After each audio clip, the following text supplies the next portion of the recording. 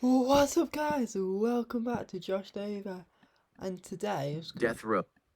today we will be reacting to the last 24 hours on death row. Oh, let's make myself a little bit bigger. Hey, this is better. Oh, you can just see me. I'll just leave it there. So today we'll be reacting to the last 60 minutes on death row, because in the previous video I reacted to the last 24 hours, and today we'll count this as the final 660 for the final hour of the condemned before they die.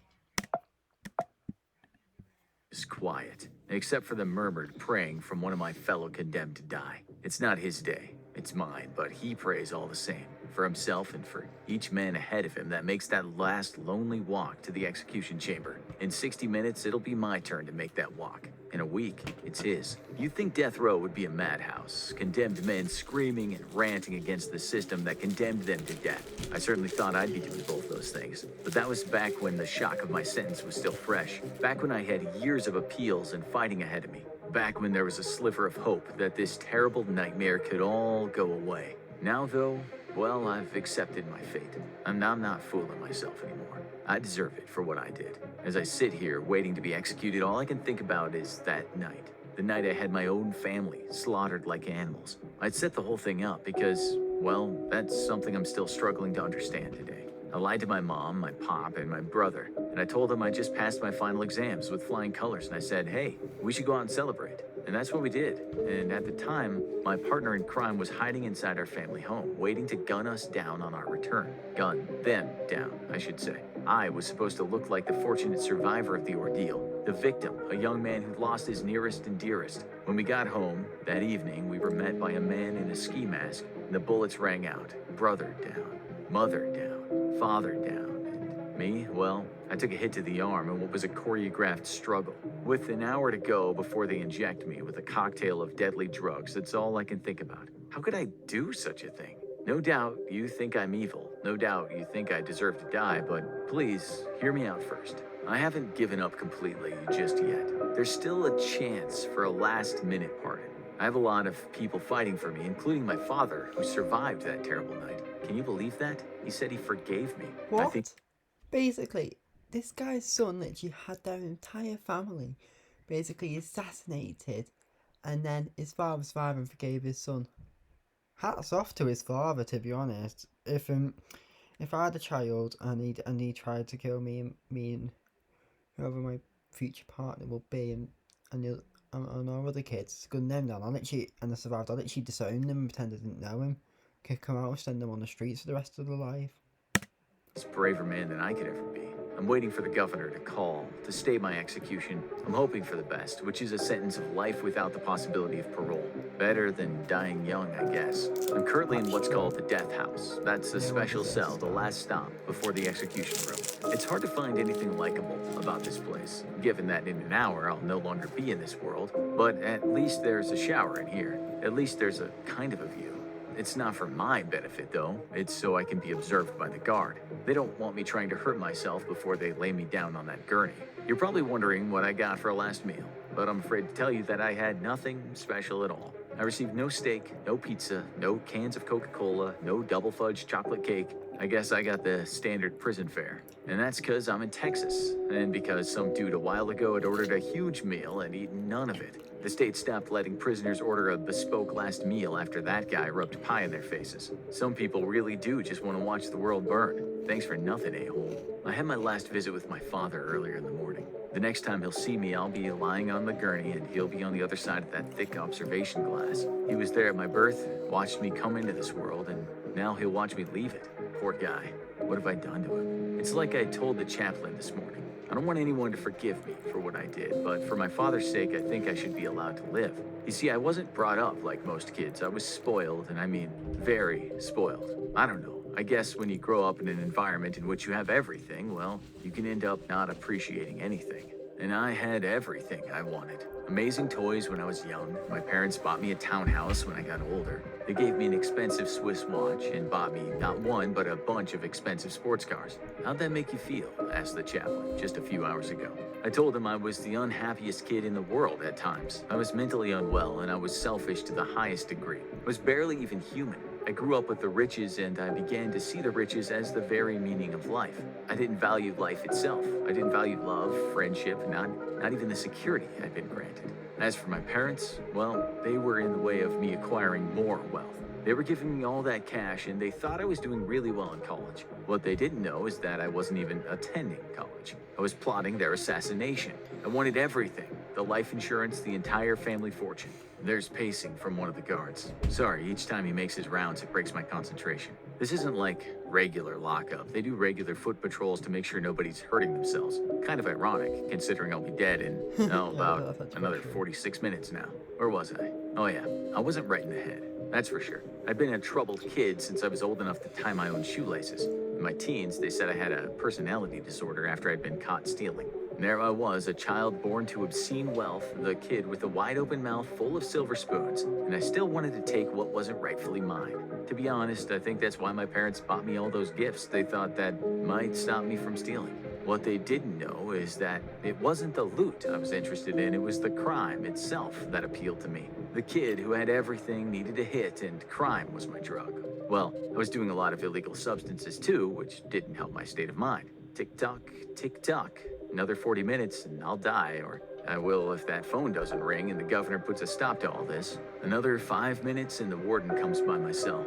The execution room is all in order. I'm told it'll be painless. My father will be watching from an observation room, and some of my extended family members will be there. My mother and my brother are already on the other side, thanks to me and my unforgivable crime. Will I meet them on the other side? The chaplain would probably say yes, but personally I have my doubts. I don't think we're headed for the same place. I have to tell you, that crime wasn't a spur-of-the-moment thing. A couple of years before I had them gunned down for real, I plotted to have them all executed. They actually got wind of the rumors after it circulated as to what I was planning, but I just told them I joked about it. Come on, I said. Do you really think I'd kill my own family? They believed me, of course, because who wants to think a kid would plot to murder his own family? To all outward appearances, I loved all of them, but it was my younger brother that I was closest to. I loved him. I cherished him. But you know what? I also felt like I lived in his shadow. I never felt like I reached the same love as he did from our parents. And maybe that made me jealous, or maybe it made me angry. I don't know. The old memories hurt too much, so I've tried my best over the years to not think about it. What happened to me? How did a sweet boy become a teenager the media would say became a ticking time bomb of rage? What happened to the kid who cycled for hundreds of miles with his adoring father? I can't tell what snapped inside of me. I'm sorry, I just can't. I guess I thought I'd never fit in, and I was greedy.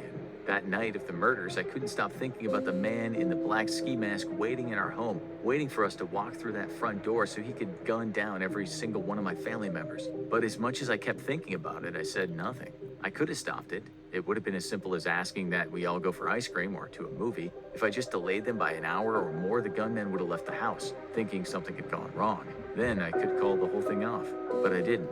I ate my meal and I watched my family eat theirs, their last meal on Earth, well, for most of them. And as we approached the house, you could say I was just on autopilot. I really wasn't aware of what was happening. The crime had been all set up. All I had to do was go along with it.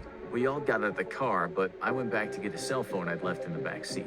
My brother, meanwhile, walked into the door first, followed by my mother. And that's when my accomplice opened fire. A second accomplice waited in a getaway car. They fled, and I pretended the whole thing had been a burglary gone wrong.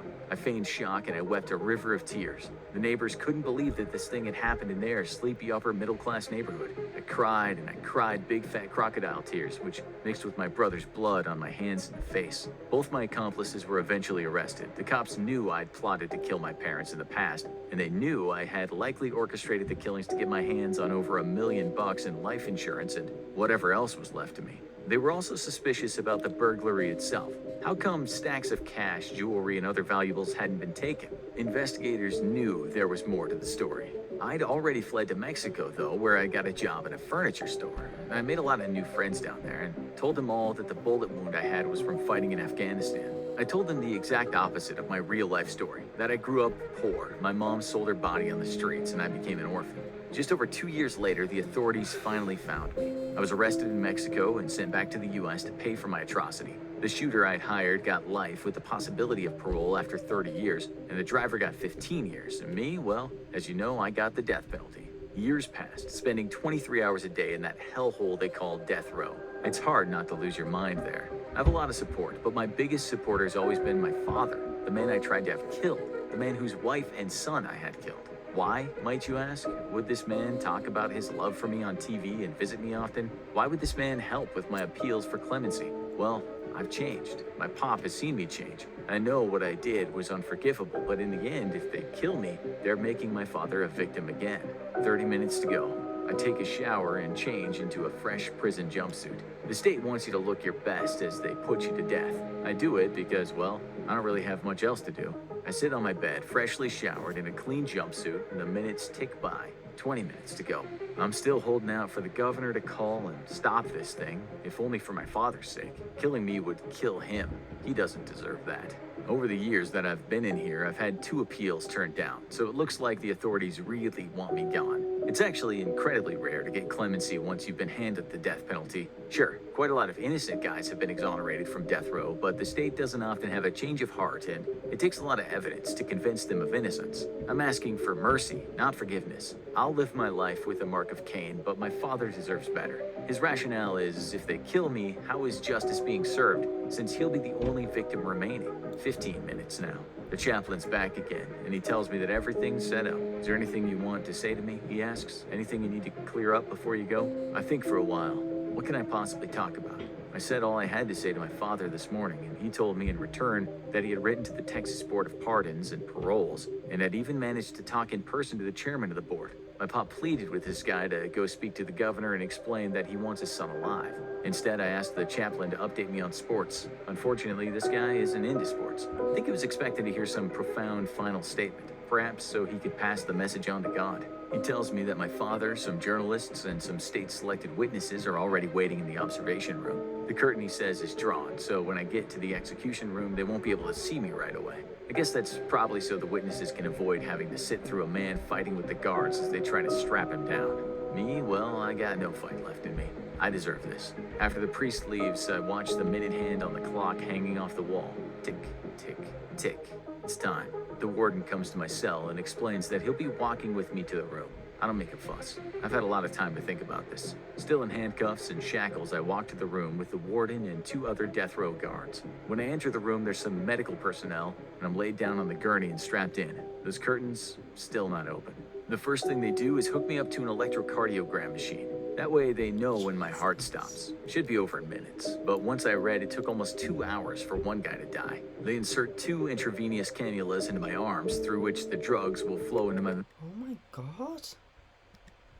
Everything's sterilized. And you might wonder why, if I'm gonna die anyway. The reason is because that phone could ring and a stay of execution, meaning a suspension of execution, could happen. That's why they don't want to contaminate a person's blood. It would be the first time an execution's been called off when the IVs are already in the arms, but it's a matter of seconds, and if that phone doesn't ring, I'm gone.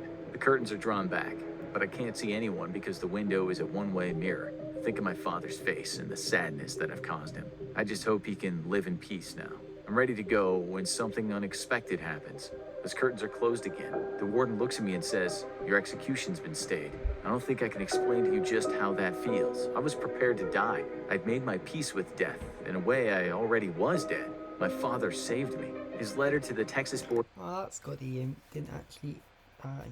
Pardons and parole has worked. The board unanimously voted to keep me alive, and the governor accepted their recommendation. I was spared at the last minute. I will serve life without a possibility of parole, but at least I'll be able to see my father and not have to stay in that hell they call death row. Now, go watch this video. Okay, so guys, if you want to share your story, if you want to share your opinion on the death penalty, put it down in the description of, in the comment section of this video. I'll nail it I'll nail it at some point. But if you did enjoy the video, don't forget to like, comment and subscribe, and I shall see you later.